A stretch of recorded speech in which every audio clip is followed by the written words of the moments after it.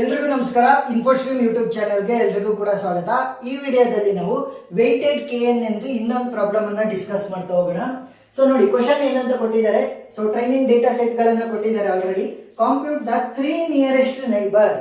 So K value ಏನಾಯ್ತು, K will be equal to 3. So ಈಗ ನಾನು ಏನ್ ಮಾಡಬೇಕು, ವೆಯ್ಟೆಡ್ 3 ನಿಯರೆಸ್ಟ್ ನೈಬರ್ಸ್ ಅನ್ನ ಯೂಸ್ ಮಾಡಿಕೊಂಡು ಪ್ರಾಬ್ಲಮ್ ಅನ್ನ ಸಾಲ್ವ್ ಮಾಡಬೇಕು. For the test instance T1 is equal to 3,7 ಅಂತ ಅಂದ್ರೆ ಸಿಂಪಲ್. ಈಗ ಇನ್ನೊಂದು ಹೊಸ ಇನ್ಸ್ಟೆನ್ಸ್ ಅನ್ನ ಕೊಡ್ತಾ ಇದ್ದಾರೆ, I5 ಅಂತ ಅನ್ಕೊಳ್ಳೋಣ. ಸೊ ಅವ್ರೇನ್ ಹೇಳ್ತಾ ಇರೋದು 3,7 ಅಂತಂದ್ರೆ x1 value is 3, x2 value is 7 ಅಂತ ಹೇಳ್ತಾ ಇದ್ದಾರೆ. ಈಗ ನಾನು ಏನ್ ಮಾಡಬೇಕು, ಔಟ್ಪುಟ್ ಏನಾಗುತ್ತೆ ಅಂತ ನಾನು ತೋರಿಸ್ಬೇಕು, ಸರಿನಾ? ಸೊ ಅವ್ರೇನ್ ಹೇಳ್ತಾ ಇರೋದು 3,7 ಹೊಸ ಇನ್ಸ್ಟೆನ್ಸ್ ವ್ಯಾಲ್ಯೂಗಳು 3,7. ಸೊ ಇದನ್ನ ಅಟ್ರಿಬ್ಯೂಟ್ ನಂಬರ್ 1 ಅಂತ ಕರಿತೀವಿ, ಅಟ್ರಿಬ್ಯೂಟ್ ನಂಬರ್ 2 ಅಂತ ಕರಿತೀವಿ. So these are the serial numbers ಅಥವಾ ಇನ್ಸ್ಟೆನ್ಸಸ್ ಅಂತ ಕರೀಬಹುದು. Attribute number 1, attribute number 2. So ಈಗ ಔಟ್ಪುಟ್ ಏನು ಅಂತ ನಾನು ಕಂಡುಹಿಡಿಬೇಕು ಯೂಸಿಂಗ್ ದ 3 ನಿಯರೆಸ್ಟ್ ನೈಬರ್ಸ್, ಸರಿನಾ? ಸೊ ಯಾರು ಅಂತ ನಾವು ಡಿಸೈಡ್ ಮಾಡೋದಕ್ಕೆ ಮೊದಲನೇ ಸ್ಟೆಪ್ ಅಲ್ಲಿ ಯೂಕ್ಲಿಡಿಯನ್ ಡಿಸ್ಟೆನ್ಸ್ ಅನ್ನ ಫೈಂಡ್ ಔಟ್ ಮಾಡಬೇಕು. ಸೊ ಯೂಕ್ಲಿಡಿಯನ್ ಡಿಸ್ಟೆನ್ಸ್ ಫಾರ್ಮುಲಾ ಏನಿದೆ, root of x2 minus x1 whole square plus y2 minus y1 whole square. ಈಗ x1 ಅಂದ್ರೇನು, x2 ಅಂತಂದ್ರೇನು, y1 ಅಂದ್ರೇನು, y2 ಅಂತ ಅಂದ್ರೇನು? ನಾನು ಹೇಳಿದೆ ನಿಯರೆಸ್ಟ್ ನೈಬರ್ ಗಳನ್ನ ನಾನು ಕಂಡುಹಿಡಿಬೇಕು. ಸೊ ಯಾವ ಪಾಯಿಂಟ್ ಅನ್ನ ರೆಫರೆನ್ಸ್ ಆಗಿ ಇಟ್ಕೊಂಡು 3 ಮತ್ತೆ 7. ಸೊ ಈಗ 3 ಮತ್ತೆ 7 ಇಲ್ಲಿದೆ ಅಂತ ಅನ್ಕೊಳ್ಳಿ. ಅದರಿಂದ ಉಳಿದಿರುವಂತ ಡಿಸ್ಟೆನ್ಸ್ ಗಳನ್ನ ಫೈಂಡ್ ಔಟ್ ಮಾಡಿದ್ರೆ ಅವಾಗ ಈ ಒಂದು ಪಾಯಿಂಟ್ ಇಂದ ನಿಯರೆಸ್ಟ್ ಇರುವಂತ 3 ನೈಬರ್ ಗಳು ಗೊತ್ತಾಗ್ತಾರೆ. ಸೊ ಅದಕ್ಕೋಸ್ಕರ x1 value will be equal to 3, next y1 value will be equal to 7, ಸರಿನಾ? x1 is 3, y1 is 7. ಈಗ x2 ಮತ್ತೆ y2 ವ್ಯಾಲ್ಯೂಗಳೇನು, ಇಲ್ಲಿ ಪ್ರತಿ ಒಂದು ಇನ್ಸ್ಟೆನ್ಸ್ ಅಲ್ಲೂ ಕೂಡ ಇದೆಯಲ್ಲ, x2 y2 x2 y2 x2 y2 x2 y2. So ಈ ರೀತಿ ಚೇಂಜಸ್ ಆಗ್ತಾ ಹೋಗುತ್ತೆ, ಸರಿನಾ? ಈಗ root of, so x2 value ಏನಿದೆ 7 minus x1 value is 3 whole square plus y2 value is 7 minus y1 value is 7 whole square, ಸರಿನಾ? y1 value is 7. ಇದೇ ರೀತಿ next root of x2 value ಏನಿದೆ 7 minus x1 value is 3 whole square plus y2 value ಏನಿದೆ 4 minus y1 value is 7 whole square.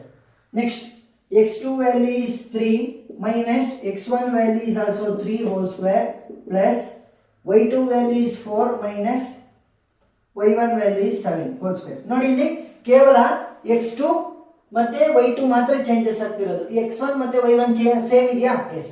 Next root of x2 value is 1 minus 3 whole square plus y2 value is 4 minus 7 whole square. Next root of, so ಇಲ್ಲಿಗೆ stop ಆಗುತ್ತೆ. ಯಾಕಂತಂದ್ರೆ ಇದು ನಮಗೆ ಕೊಟ್ಟಿರುವಂತ test instance ಅಂತ ಅಂದ್ರೆ ನಾವು ಇದಕ್ಕೆ ಹುಡುಕ್ಬೇಕಾಗಿರೋದು, ಇದನ್ನೇನು ಬರೆಯುವಂತ ಅವಶ್ಯಕತೆ ಇಲ್ಲ, ಎಕ್ಸ್ಪ್ಲೈನ್ ಮಾಡೋದಕ್ಕೆ ನಾನು ಹೇಳಿದ್ದಷ್ಟೇ. ಈಗ ವ್ಯಾಲ್ಯೂಗಳು ಏನಾಗ್ತವೆ ಅಂತ ಕಂಡುಹಿಡಿತಾ ಹೋಗೋಣ. 7 minus 3 ಏನಾಗುತ್ತೆ 4. So which will be equal to root of 4 square plus 7 minus 7 ಅಂತಂದ್ರೆ 0. So 0 square will be equal to 0. 4 square ಅಂತ ಅಂದ್ರೆ ಎಷ್ಟಾಯ್ತು 16. Root of 16 will be 4. ಇಲ್ಲ ಅಂತಂದ್ರೆ ಸಿಂಪಲ್ ರೂಟು ಮತ್ತೆ ಸ್ಕ್ವೇರ್ ಕ್ಯಾನ್ಸಲ್ ಆದ್ರೆ 4 ಮಾತ್ರ ಉಳಿತು. Next 7 minus 3 will be 4. So root 4 square plus 4 minus 7 ಅಂತಂದ್ರೆ minus 3. So minus 3 whole square ಏನಾಗುತ್ತೆ, ಮೈನಸ್ ಇಂಟು ಮೈನಸ್ ಪ್ಲಸ್ 3 3 9 ಆಗುತ್ತೆ, 4 4 16, ಸರಿನಾ? ಸೊ ರೂಟ್ ಆಫ್ 25 ಆದಂಗಾಯ್ತು. Root 25 will be equal to 5. Next 3 minus 3 will be equal to 0. 0 square ಅಂತಂದ್ರೆ 0ನೇ plus 4 minus 7 ಅಂತಂದ್ರೆ minus 3. Minus 3 whole square ಅಂದ್ರೆ minus minus cancel, 3 3 9. So root 9 will be equal to 3. Next 1 minus 3 ಅಂತಂದ್ರೆ ಎಷ್ಟಾಗುತ್ತೆ minus 2. So minus 2 whole square ಅಂತಂದ್ರೆ minus minus cancel, 2 2 4 plus 4 minus 7 ಅಂತಂದ್ರೆ minus 3. So minus 3 square ಅಂದ್ರೆ minus minus cancel, 3 3 9. So root 13 value ಏನಾಗುತ್ತೆ ನೋಡಿ calculator ಅಲ್ಲಿ. So root 13 3.6. ಈಗ next ಏನ್ ಬರೀಬೇಕು ಅಂತಂದ್ರೆ ರ್ಯಾಂಕ್ ಅನ್ನ ಬರೀಬೇಕು. ಸೊ ಮೊದಲನೇ ಸ್ಟೆಪ್ ಅಲ್ಲಿ ಏನೇನು ಬರೆದ್ವಿ, ಕೊಟ್ಟಿದ್ದಂತ ಟೇಬಲ್ ಅನ್ನೇ ಯೂಸ್ ಮಾಡಿಕೊಂಡು ಟೆಸ್ಟ್ ಇನ್ಸ್ಟೆನ್ಸ್ ಕೊಟ್ಟಿದ್ರು, x1 x2 ಅಟ್ರಿಬ್ಯೂಟ್ ಗಳನ್ನ ಕೊಟ್ಟಿದ್ರು, ಔಟ್ಪುಟ್ ಅನ್ನ ಕೊಟ್ಟಿದ್ರು. ಯೂಕ್ಲಿಡಿಯನ್ ಡಿಸ್ಟೆನ್ಸ್ ಅನ್ನ ಫೈಂಡ್ ಔಟ್ ಮಾಡಿದೀವಿ. ರ್ಯಾಂಕ್ ಅನ್ನ ಬರೀಬೇಕು. ರ್ಯಾಂಕ್ ಯಾವ ರೀತಿ ಬರೀತೀವಿ ಅಂತಂದ್ರೆ ಯಾರು ತುಂಬಾ ಹತ್ರ ಇರ್ತಾರೆ ಅವರಿಗೆ ರ್ಯಾಂಕ್ ಅನ್ನ ಕೊಡ್ತಾ ಹೋಗ್ತೀವಿ. ಸೊ ಇವಾಗ ಸ್ಮಾಲೆಸ್ಟ್ ವ್ಯಾಲ್ಯೂ ಆಗಿರುತ್ತಲ್ವಾ, ಹತ್ರ ಇದ್ದಾರೆ ಅಂದ್ರೆ ನಾನು ಈ ಪಾಯಿಂಟ್ ಇಂದ ರೆಫರೆನ್ಸ್ ಅನ್ನ ತಗೊಂಡು ಡಿಸ್ಟೆನ್ಸ್ ಅನ್ನ ಫೈಂಡ್ ಔಟ್ ಮಾಡ್ತಾ ಇರೋದು. ಸೊ ಏನಾಗಿರುತ್ತೆ, ಕಡಿಮೆ ವ್ಯಾಲ್ಯೂ ಬಂದಿದೆ ಅಂತಂದ್ರೆ ಡಿಸ್ಟೆನ್ಸ್ ಅವರು ನಿಯರೆಸ್ಟ್ ಇದ್ದಾರೆ ಅಂತ ಅಲ್ವಾ. ಎಸ್. ಸೊ ಕಡಿಮೆ ವ್ಯಾಲ್ಯೂ ಯಾವ್ದಿರೋದು 4, 5, 3 ಮತ್ತೆ 3.6 ಅಲ್ಲಿ 3. ಸೊ ಅದಕ್ಕೆ 1 ಅಂತ ಕೊಡ್ಬೇಕು. ನೆಕ್ಸ್ಟ್ ಸ್ಮಾಲೆಸ್ಟ್ ವ್ಯಾಲ್ಯೂ ಯಾವುದು 3.6. ಸೊ ಅದಕ್ಕೆ 2. Next smallest value is 4. Next smallest value is 5. ಸರಿನಾ? ಈಗ ನನಗೆ ಬೇಕಾಗಿರೋದೇನು 3 ನಿಯರೆಸ್ಟ್ ನೈಬರ್ಸ್. ಯಾಕೆ ಕೆ ವ್ಯಾಲ್ಯೂ ಇಸ್ 3 ಅಂತ. ಸೊ ಯಾರ್ಯಾರದು 1, 2, 3 ಅಕಾರ್ಡಿಂಗ್ ಟು ದ ರ್ಯಾಂಕ್ ನಾವು ತಗೊಂತ ಹೋಗ್ಬೇಕು. So first 3 1, 2, 3 according to rank ನಾವು ಯಾರು ಬೇಕು ಅಂತ ಅವ್ರಿಗೆ ತಗೊಂಡಿವಿ. ಯಾರ್ಯಾರದು ಇನ್ಸ್ಟೆನ್ಸ್ 1, ಇನ್ಸ್ಟೆನ್ಸ್ 3 ಮತ್ತೆ ಇನ್ಸ್ಟೆನ್ಸ್ 4. ಸೊ ಈಗ ಇದು step number 2. So step number 2 ಅಲ್ಲಿ ಯಾವ ಇನ್ಸ್ಟೆನ್ಸ್ ಸೆಲೆಕ್ಟ್ ಆಯ್ತು ಅಂತ ಬರ್ಕೋಬೇಕು. ಇನ್ಸ್ಟೆನ್ಸ್ 1, ಇನ್ಸ್ಟೆನ್ಸ್ 3, ಇನ್ಸ್ಟೆನ್ಸ್ 4 ಸೆಲೆಕ್ಟ್ ಆಗಿದೆ. ಅದರ ರೆಸ್ಪೆಕ್ಟಿವ್ ಯೂಕ್ಲಿಡಿಯನ್ ಡಿಸ್ಟೆನ್ಸ್ ಮತ್ತೆ ರಿಸಲ್ಟ್ ಅನ್ನ ಬರ್ಕೊಂಡ್ರೆ ಸಾಕು. ನೆಕ್ಸ್ಟ್ ಸ್ಟೆಪ್ ನಂಬರ್ 3 ಹೋಗೋಣ. Step number 3. So step number 3 ಅಲ್ಲಿ ಫಸ್ಟ್ 2 ಕಾಲಮ್ ಯಾವ ರೀತಿ ಇದೆ ಅದೇ ರೀತಿ ಬರ್ಕೊಳ್ಳಿ. Test instance, so that is I1, I3 ಮತ್ತೆ I4. ನೆಕ್ಸ್ಟ್ ಯೂಕ್ಲಿಡಿಯನ್ ಡಿಸ್ಟೆನ್ಸ್ ಏನಿದೆ 4, 3, 3.6 ಇದೆ. ನೆಕ್ಸ್ಟ್ ರಿಸಲ್ಟ್ ಅನ್ನು ಈ ಕಡೆ ಬರ್ಕೊಳ್ಳಿ. ರಿಸಲ್ಟ್ ಏನು 0, 1, 1. ಈಗ ಇಲ್ಲೇನ್ ಬರಿಬೇಕು ಅಂತಂದ್ರೆ inverse of the Euclidean distance ಅನ್ನ ಬರಿಬೇಕು. ಇನ್ವರ್ಸ್ ಆಫ್ ಯೂಕ್ಲಿಡಿಯನ್ ಡಿಸ್ಟೆನ್ಸ್ ಅಂದ್ರೆ 1/4, 1/3, 1/3.6. ಸೊ ವ್ಯಾಲ್ಯೂ ಏನಾಗುತ್ತೆ 1/4. So value will B 0.25. Next 1/3. So value will B 0.34. Next 1/3.6. So value ಎಷ್ಟಾಗುತ್ತೆ 0.28. ಸರಿನಾ? ಸೊ ಇಲ್ಲಿಗೆ ಸ್ಟಾಪ್ ಮಾಡಿದ್ರೆ ಸಾಕು. ಅಂದ್ರೆ ಪಾಯಿಂಟ್ ಆದ್ಮೇಲೆ 2 ಡೆಸಿಮಲ್ ಪಾಯಿಂಟ್ಸ್ ಇದ್ರೆ ಸಾಕು. ಈಗ ನೆಕ್ಸ್ಟ್ ಏನ್ ಕೆಲಸ ಅಂತಂದ್ರೆ ಇನ್ವರ್ಸ್ ಯೂಕ್ಲಿಡಿಯನ್ ಡಿಸ್ಟೆನ್ಸ್ ಅನ್ನ ಫೈಂಡ್ ಔಟ್ ಮಾಡಿದ್ದೀನಲ್ಲ ಅದರ ಸಮ್ ಅನ್ನ ಕ್ಯಾಲ್ಕುಲೇಟ್ ಮಾಡಬೇಕು.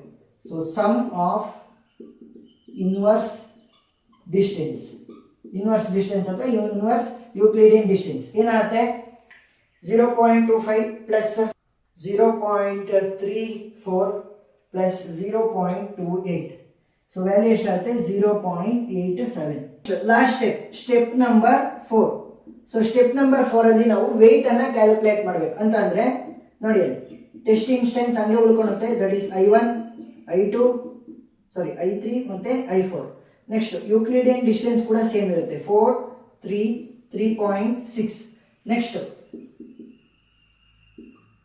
ಇನ್ವರ್ಸ್ ಡಿಸ್ಟೆನ್ಸ್ ಕೂಡ ಹಂಗೆ ಉಳ್ಕೊಳ್ಳುತ್ತೆ 0.25, 0.34, 0.28. ನೆಕ್ಸ್ಟ್ ಏನ್ ಮಾಡಬೇಕು ಅಂತಂದ್ರೆ ವೆಯ್ಟ್ ವ್ಯಾಲ್ಯೂನ ಕ್ಯಾಲ್ಕುಲೇಟ್ ಮಾಡಬೇಕು. ಏನ್ ಕ್ಯಾಲ್ಕುಲೇಟ್ ಮಾಡಬೇಕು? Weight value.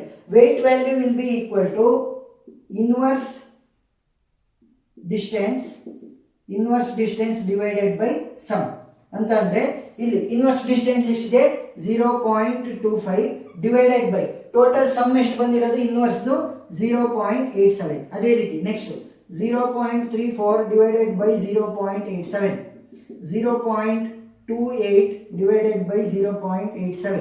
So value ಎಷ್ಟಾಗುತ್ತೆ ನೋಡಿ 0.25 divided by 0.87. So 0.28 ಆಯಿತು. Next 0.34 divided by 0.87. So value ಎಷ್ಟಾಗುತ್ತೆ 0.39 ಆಯಿತು. Next 0.28 divided by 0.87. So value ಎಷ್ಟಾಗುತ್ತೆ 0.32 ಆಯಿತು. ನೆಕ್ಸ್ಟ್ ರಿಸಲ್ಟ್ ಏನಿದೆ ಅದನ್ನ ಹಂಗೆ ಬರ್ಕೊಳ್ರಿ. So result is 0.11. ಸೊ ಈಗ ಲಾಸ್ಟ್ ಅಲ್ಲಿ ಏನ್ ಮಾಡಬೇಕು ಅಂತಂದ್ರೆ ಸಮ್ ಆಫ್ ಸೇಮ್ ಕ್ಲಾಸಸ್ ಅನ್ನ ಮಾಡಬೇಕು. ಸಮ್ ಆಫ್ ಸೇಮ್ ಕ್ಲಾಸಸ್ ಅಂತಂದ್ರೆ 0 ಎಷ್ಟಿದೆ ಅವಷ್ಟ್ರದ್ದು ಕೂಡ ಸಮ್ ಮಾಡಬೇಕು, 1 ಎಷ್ಟಿದೆ ಅದಷ್ಟ್ರದ್ದು ಕೂಡ ಸಮ್ ಮಾಡಬೇಕು. So sum of same class or result, ಸರಿನಾ? ಸೊ 0ಗೆ ಏನಾಗುತ್ತೆ ಕೇವಲ ಒಂದೇ ಒಂದಿರೋದು, ಸೊ ಅದರ ವ್ಯಾಲ್ಯೂ 0.28. ನೆಕ್ಸ್ಟ್ 1 ಅಂತ ಬಂದಾಗ ಎಷ್ಟಿದಾವೆ? 2 ಇದಾವೆ. ಸೊ ಇವೆರಡನ್ನು ಕೂಡ ಆಡ್ ಮಾಡ್ರಿ. 0.39 ಪ್ಲಸ್ 0.32. ಸೊ ವ್ಯಾಲ್ಯೂ ಎಷ್ಟಾಗುತ್ತೆ 0.39 ಪ್ಲಸ್ 0.32. ಸೊ 0.71. ಸೊ ಈಗ ನಾನು ಅಲ್ಲಿ ಔಟ್ಪುಟ್ ಬರಿಬೇಕಿತ್ತಲ್ವಾ, ಸೊ ನಾನು ಅಲ್ಲಿ ಔಟ್ಪುಟ್ ಬರಿಬೇಕಂತಲ್ವಾ ಹೊಸ ಇನ್ಸ್ಟೆನ್ಸ್ಗೆ. ಸೊ 0 ಬರುತ್ತೋ 1 ಬರುತ್ತೋ ಅಂತ ಅದು ಡಿಸೈಡ್ ಆಗೋದು ಇಲ್ಲಿ. ಈಗ 0ಗೆ ಏನಾದ್ರೂ ವ್ಯಾಲ್ಯೂ ಜಾಸ್ತಿ ಇದ್ರೆ 0 ಅಂತ ಬರಿಬೇಕು ಔಟ್ಪುಟ್ ಅನ್ನ ಹೊಸ ಇನ್ಸ್ಟೆನ್ಸ್ಗೆ. ಏನಾದ್ರೂ 1 ಇದ್ರೆ ಔಟ್ಪುಟ್ ಅನ್ನ 1 ಅಂತ ಬರಿಬೇಕು. ಸೊ ಇವಾಗ ನೋಡಿ 0.28 ಮತ್ತೆ 0.71 ಅಲ್ಲಿ ಯಾರು ದೊಡ್ಡ ವ್ಯಾಲ್ಯೂ 0.71 ಅಂತಂದ್ರೆ output will be 1. So conclude ಮಾಡಿ. Therefore output of new instance T1 that is 3, 4 is 1. ಸರಿನಾ? ಸಿಂಪಲ್. ಸೊ ನಾವೇನಂತ ಮಾಡಿದ್ವಿ, ಮ್ಯಾಕ್ಸಿಮಮ್ ಯಾವ್ದು ಬಂದಿತ್ತು ಸೊ ಅದನ್ನ ಔಟ್ಪುಟ್ ಆಗಿ ಬರ್ತೀವಿ. So step by step solve ಮಾಡಬೇಕು. ಇನ್ನೂ ಎಕ್ಸ್ಟ್ರಾ ಪ್ರಾಬ್ಲಮ್ಸ್ ಅನ್ನ ನಾನು ಸಾಲ್ವ್ ಮಾಡಿದ್ದೀನಿ. ಆ ಎಲ್ಲ ವಿಡಿಯೋ ಲಿಂಕ್ಗಳು ಡಿಸ್ಕ್ರಿಪ್ಷನ್ ಅಲ್ಲಿ ಇರ್ತವೆ, ನೀವು ನೋಡ್ಬೋದು. ಏನಾದ್ರೂ ಡೌಟ್ ಇತ್ತು ಅಂತಂದ್ರೆ ಕಮೆಂಟ್ ಸೆಕ್ಷನ್ ಅಲ್ಲಿ ತಿಳಿಸಿ, ನಾನು ಕ್ಲಾರಿಫೈ ಮಾಡ್ತೀನಿ. ವಿಡಿಯೋ ಇಷ್ಟ ಆಗಿದ್ರೆ ಸಬ್ಸ್ಕ್ರೈಬ್ ಆಗೋದನ್ನ ಮರಿಬೇಡಿ. Thank you.